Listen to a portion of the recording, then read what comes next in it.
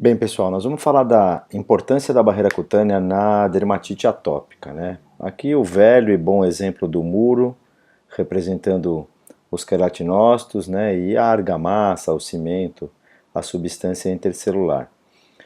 Quais são as implicações disso na rotina da clínica? Como que a gente pode mexer com isso em termos de tratamento? Então aqui é uma outra representação clássica, aqui do lado, né, de quem está olhando de frente na tela, do lado direito, né, exatamente neste ponto aqui, a gente teria um muro normal, bonitinho, bem acabado, que representaria uma pele saudável, e aqui uma pele de um cão com dermatite atópica, né, com defeito de barreira cutânea. Veja que os tijolos deformados, essa substância que seria intercelular, que aqui no caso é o cimento, já está deteriorando. Então, como isso impacta na nossa rotina, o que é estudado disso? Que é bastante complexo, né? Então, assim, existem muitas definições e muitas coisas já estudadas na medicina humana, outras na medicina veterinária, e ainda existem pontos que devem ser discutidos entre uma área e outra, entre uma espécie e outra, né? Nem tudo é tão verdade para uma e que se encaixa também na outra. Bom, aqui a gente tem um artigo científico da Rosana Marcella, ela realmente é uma das que mais publica com barreira, né, cutânea, e ela fala do presente, do passado, futuro, dos homens e dos cães comparados. Esse artigo ela fala da importância e das coisas que já estão bem documentadas para a medicina humana. Então, na medicina humana é muito melhor usar coisas oclusivas para tentar reter a água na epiderme, porque uma das consequências desses defeitos de barreira cutânea no cão atópico é a perda transepidérmica de água, então a epiderme fica seca, e esse ressecamento faz com que a pele fique mais ainda desprotegida. Existem muitos mecanismos bem complexos e a tentativa sempre de fazer tratamento. Aqui ela fala um pouquinho de como que se faz na medicina humana e qual que é a perspectiva para a veterinária. Vale a pena destacar que esse trabalho é de 2013, né? Então muita coisa já mudou e outras coisas ainda não foram muito bem definidas. Agora, recentemente, teve o Congresso Americano de Dermatologia Veterinária, que foi no Havaí, em maio, e aqui se fala de as disfunções, e disfunções essas na barreira cutânea que levam também a alterações no ecossistema, nos micro-organismos, né? Então esse autor ele fala dos corneócitos, nos corneodesmossomos, da filagrina. A filagrina e profilagrina tem um papel fundamental aí nessa estruturação da epiderme. O envelope cornificado que se torna aí as células, as proteases, os lipídios extracelulares. Tudo isso, como que isso versa, como que isso forma uma epiderme normal, né? E esse trabalho, que é um trabalho de 2016, é um trabalho de medicina humana, ele é muito interessante porque ele fala algumas coisas que são muito importantes e que mexem com toda a epiderme, principalmente essa camada, né, córnea, a última camada, e como isso pode apresentar defeitos por uma série de coisas, mas se fala bastante nesse trabalho da história da filagrina, né? Então, como isso funcionaria? Esse trabalho ele fala da filagrina, né? Então, filagrina é uma proteína de agregação de filamentos, né? Por isso que tem esse nome.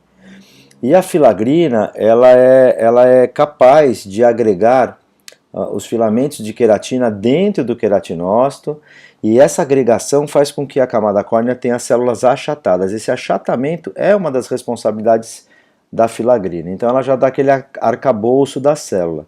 Mas o mais legal desse trabalho é que ele explica, né, nesse desenho, eu vou aqui na camada basal, né, aqui na verdade é a célula do extrato, né, da camada granulosa, né, então só para a gente lembrar, camada basal, camada espinhosa, camada granulosa, né, e depois, né, a camada córnea, o extrato córneo. Então eles falam aqui da filagrina, então existe a profilagrina, né, essa profilagrina forma a filagrina, essa filagrina ela é metabolizada por algumas enzimas, né, a caspase 14, pela calpaína, e essa metabolização por essas enzimas vai levar à formação de duas siglas aqui, a UCA e PCA, né? A UCA é o ácido urocânico e o PCA é o ácido carboxilopirrolidona. São nomes complicados, por isso que a gente acaba usando as siglas. O que isso quer dizer lá em última instância? Essas substâncias são os emolientes naturais da pele, né? Então a filagrina, como consequência, faz, né, emoliência natural da pele e faz também, além da emoliência, a proteção contra os raios ultravioleta. Então isso aqui é o que acontece normalmente. Então a camada granulosa representada aqui, ó, basal, espinhosa, granulosa e córnea, né? Destacando aqui a importância da granulosa e da córnea no metabolismo da filagrina. Mas o que acontece quando existe uma pele enferma, né? O que acontece quando a pele está doente ou quando o cão atópico não faz quantidades adequadas de filagrina, ou essa filagrina não é metabolizada de uma maneira adequada? Então, existem muitos estudos em medicina humana da questão genética, né? Essa questão genética é muito importante para a questão da filagrina. Então, se estuda se na verdade algumas crianças elas não formam bem a filagrina. Outra coisa que se estuda é se existem problemas de enzimas com a filagrina, né? Então tudo isso é muito estudado em medicina humana e a gente fica tentando fazer uma transposição para a medicina veterinária. O que acontece então quando você não tem níveis adequados de filagrina, né? Você vai perder justamente aqui, né? No caso da filagrina, você vai diminuir a quantidade, diminuindo a atividade de enzimas ou a metabolização da filagrina, você forma menos emolientes naturais. Até aí já dá para saber o que vai acontecer, né? Então você vai perder aquele arcabouço achatado da célula, essa célula fica defeituosa. Mas o que acontece? Quando você inibe essa via que está aqui cinza, né, você tem mudanças no pH. Essa mudança no pH não é refletida finalmente na pele, porque o organismo tem outros mecanismos compensatórios, né? Ele ativa fosfolipases e metaboliza ácidos graxos livres, e aí ele corrige o pH, mas quando ele usa esses ácidos graxos livres, ele desvia, ele vamos dizer assim, consome lipídios do espaço intercelular. Então, além da filagrina, né, não fazer a sua função de emoliência natural, nem de manutenção do arcabouço da célula, ela acaba também tendo indiretamente um desvio do consumo de lipídios intercelulares, o que faz com que essas células fiquem distantes, né, e fiquem mais suscetíveis a entradas de vírus. É muito comum a questão de herpes em crianças, alergenos, né, estamos falando de dermatite atópica e bactérias, e no nosso caso também a malacésia. Então, na verdade, a filagrina é muito estudada na medicina humana e também tenta ser replicada na medicina veterinária. Então a gente vê que existe uma importância muito grande nessas enzimas para metabolizar a filagrina. Qual que é a grande polêmica aí da coisa? Recentemente, né, a gente tem um trabalho, né, recente de que, né, em 2017, esse mesmo grupo aí, que tem Rosana Marcella e também tem Domênico Santoro, que é um pesquisador também bastante de estrutura de pele, eles publicam esse trabalho e dizem que as enzimas que metabolizam a filagrina estão aumentadas em cães atópicos, né? Então, quando a gente vai fazer a comparação disso, nesse trabalho, ele fala mesmo que esses estudos preliminares provam que existe um catabolismo aumentado ou anormal da filagrina em cães atópicos. Mas no próprio trabalho, na discussão, eles dizem que isso não é uma coisa tão observada em seres humanos. Então, eles terminam o trabalho dizendo: é isso mesmo, é diferente, ou mais estudos são necessários, né? Então, tudo isso é muito importante quando a gente vai estudar a barreira cutânea. E na medicina humana está muito claro que alguns pesquisadores, né, tentam provar que produtos tópicos podem ajudar a corrigir. Então, um resumo muito importante disso que a gente está falando é: os defeitos de barreira cutânea, eles são inúmeros, muitas coisas podem estar associadas, a filagrina é muito estudada, a consequência disso é perder a emoliência natural, é pele ressecada, é mais sensibilidade a raios ultravioletas, é mais espaço intercelular, mais entrada de antígeno, mais entrada de vírus, mais entrada de toxina bacteriana. Tudo isso atrapalha muito a vida do cão com dermatite atópica. E uma coisa que se estuda muito é que esse ressecamento, essa falta de emoliência natural, leva à perda de água transepidérmica, ressecando mais ainda a epiderme. Então, naquele conceito que trabalhamos hoje em dia de multimodalidade, né, muitas coisas, né, tratamento tópico, corticoide, oclacitinib, ciclosporina, imunoterapia, quer dizer, a gente pode ter um monte de associações para melhorar a qualidade de vida do cão atópico. É assim também na criança atópica. E se sabe, o nosso lema é: quanto mais tratamento tópico, menos tratamento sistêmico. Ok? Isso é uma coisa extremamente importante.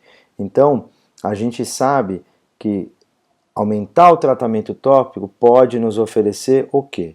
Pode nos oferecer que a gente tenha mais economia, vamos dizer assim, de medicamentos. Né? Essa informação tem que ser passada para o proprietário.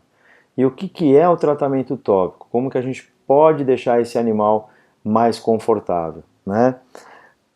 Existem trabalhos que falam bem do quê? De substâncias, né? Então é esse trabalho aqui que é de 2011, né? Complexo de lipídios Spot-on como terapia adjuvante em cães com dermatite atópica. Resultado, os cães melhoram da pele. Né? A alteração dos lipídios no extrato córneo, né? Alterados e são melhorados com aplicação tópica de emulsões. Né? Resultado positivo, trabalho de 2011. A influência dos ácidos graxos insaturados e óleos essenciais na pele normal e na pele do cão atópico. Fala bem, e eu gostaria de chamar a atenção para esse autor, que é um excelente pesquisador, Ralph Miller, 2011. Outro trabalho, né, testando o mesmo que foi testado em 2011, de novo pela Rosana Marcella, e ela fala que ela está testando para confrontar aquele trabalho de 2011 e também ver resultados positivos corrigindo a barreira cutânea. O efeito de ácidos, de formulações contendo ácidos graxos poliinsaturados e óleos essenciais em cães atópicos. De novo, olha o Ralph Miller aqui, e ele fala bem, resultados bons. Né? Outro trabalho com um produto italiano sob a forma de spray para hidratação e correção de barreira cutânea. E o trabalho fala bem, e de novo tem aqui Rosana Marcella, Domenico Santoro. Eles não falam bem, né? O Ralph Miller está aqui de novo, num trabalho super recente. Conclusão, esse estudo não conseguiu confirmar uma melhora quando usado o produto, né, de complexo de lipídios versus o placebo.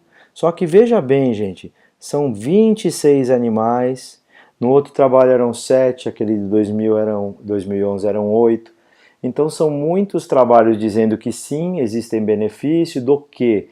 Benefício de lipídio, benefício de ceramida, benefício de coisas que podem segurar a água na pele, podem fazer o efeito de hidratação. Então você tem um efeito de um defeito de barreira cutânea, de vários processos envolvidos que podem tirar a emoliência natural da pele, que podem promover o ressecamento da pele, que fazem a pele perder água. Como que eu corrijo isso se eu não consigo mexer no DNA? Como que eu corrijo isso se eu não consigo mexer na filagrina? Como que eu corrijo isso se eu não consigo mexer num monte de substância pró-inflamatória que agrava esse quadro? A tentativa é reter essa água, hidratar a pele, proteger, devolver os lipídios intercelulares. Nesse sentido entra a multimodalidade. O que eu posso fazer pelo meu cão atópico do ponto de vista de tratamento tópico? eu tenho que dar banho com um shampoo que faça hidratação. Shampoo, por natureza, não é hidratante. Qualquer shampoo, pressupostamente, pode ressecar a pele. Entretanto, um shampoo que tenha substâncias que devolvam aquilo que foi tirado ou aumentem mais ainda aquilo que falta no cão atópico, pode ser um primeiro passo importante para o tratamento. Sprays hidratantes, né? Substâncias que tentam repor a barreira cutânea, ômega sistêmicos, muita coisa pode influenciar na proteção da barreira cutânea. Isso tem tudo a ver com a multimodalidade. A gente criou um modelinho bem bobinho, né? com dois modelos, um representando uma pele normal e um representando uma epiderme normal e outro representando uma epiderme defeituosa, para a gente entender como que essa proteção da pele, como que esse efeito de substâncias hidratantes, essa correção de hidratação pode ajudar a proteger a pele dos cães atópicos. Espero que tenha colaborado no sentido da gente entender como isso funciona, e a gente vai ver esse filminho agora que é bem simplesinho, mas acho que elucida bastante aquilo que a gente está conversando. Depois dessa explicação de como funciona a barreira cutânea, eu trouxe aqui dois pequenos aquários, né? Um representando um muro direitinho, bonitinho, bem acabado, e outro um muro com erosão, o que representaria aí uma pele normal e uma pele de um cão com dermatite atópica, né? Como que funciona a questão da proteção, da hidratação, da melhora da barreira cutânea? Então, por exemplo, se a gente representar, né, pequenas bolinhas como antígenos, os antígenos quando têm contato com a pele normal, não acontece absolutamente nada. Eles ficam, por ser uma pele saudável, retidos, né, no contato com a pele, eles não penetram na epiderme e não tem contato com o sistema imunológico. Isso é uma coisa que pode acontecer e deve acontecer num animal saudável. Já num animal que tem dermatite atópica, o que vai acontecer? Como ele tem defeito de barreira cutânea, os antígenos penetram na pele, né, livremente, vão tendo contato com o sistema imunológico. Eu consigo fazer essa pele voltar a ser igual a essa? Não, mas nós podemos fazer uma proteção. Então, se a gente for fazer uma analogia com o que é bem antigo, antigamente uma substâncias hidratantes que se usavam eram os óleos, né? Como é que o óleo ou os óleos agem de maneira hidratante? Você, né, os seres humanos tomam banho, ficam com a pele macerada, incorporando água na queratina e depois cobre com óleo para impedir que essa água evapore. Isso é um sistema de hidratação. Mas ao mesmo tempo o óleo pode fazer uma proteção. Obviamente, como a gente usou esses dois exemplos, né, esse mecanismo para exemplificar uma pele defeituosa e uma pele normal, se a gente usar uma proteção de barreira cutânea, por exemplo, se a gente acrescentar óleo na superfície, né, desta pele enferma, o que vai acontecer, né? Esse muro ele fica protegido, essa pele pode começar a ficar parecida com uma pele normal, e aí o que vai acontecer quando novos antígenos caírem aí? Vocês vão observar que existe uma proteção. Esse antígeno, ele pode, uma porcentagem deles penetrar e cair, mas a maioria vai ficar retida na epiderme. Ele não cai, ou um número muito menor de antígenos ultrapassa essa barreira. E isso faz com que essa pele protegida, isso faz com que essa pele agora hidratada, né, com substâncias hidratantes, com correção dessa barreira cutânea defeituosa, passe a ser muito parecido com uma pele normal. Isso, quando a gente fala de tratamento de cão com dermatite atópica, é extremamente importante naquela questão da multimodalidade. Não vamos esperar que um shampoo hidratante, não vamos esperar que a correção da barreira cutânea resolva a vida do animal, mas é mais um passo para que poucos antígenos consigam penetrar, o sistema imunológico será menos estimulado e, consequentemente, menos processo, menos repercussão inflamatória e etc. Mais todo o resto que a gente tem que fazer para controlar um animal atópico. Então, eu acho que é um exemplo bastante simples, bastante rudimentar, mas que elucida o que a gente pode fazer, né, para tentar fazer que uma pele enferma volte a ser parecida com uma pele normal.